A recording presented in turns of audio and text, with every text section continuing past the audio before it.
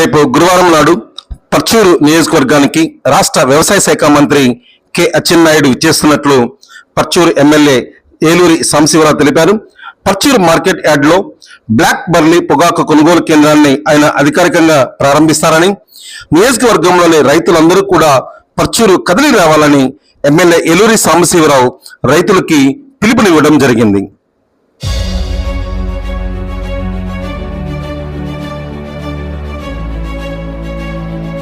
ఒక భరోసా నింపేదానికి ఈ ప్రక్రియను వేగవంతం చేసేదానికి గౌరవ రాష్ట్ర వ్యవసాయ శాఖ మంత్రివర్యులు శ్రీ కింజరపు అచ్చెన్నాయుడు గారు రేపు అంటే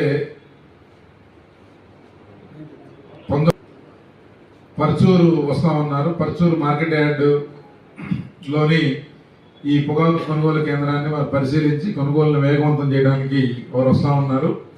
ఇప్పటికే ప్రభుత్వం నిర్దేశించిన దాని ప్రకారం 12,000 రూపాయలకి రైతు దగ్గర సరైన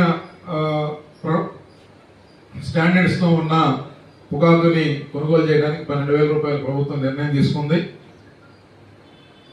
గతంలో వివిధ సమయాల్లో జరిగే కోతని ఈ సంవత్సరం 2-3 దఫాలుగా జరగడంతో రైతుల దగ్గర ఇప్పుడు చాలా తక్కువ రేటుకి అడుగాకు కానీ లేకపోతే కింద మొదట్లో వచ్చే ఆకులు అన్నీ కూడా చాలా తక్కువ రేటుకి రైతులు అమ్ముకున్నారు. ఇంకా దాదాపు 10 నుంచి 12 మిలియన్ క్వింటాల పొగాకు అడుగాకులు ఉన్నాయి. అలాగే మధ్య ఆకు పైన టాప్ ఆకులు సుమారుగా దాదాపు 65 మిలియన్లు సరుకు రైతు దగ్గర ఉంది. 22,000 మంది రైతుల దగ్గర ఈ సరుకు ఉంది.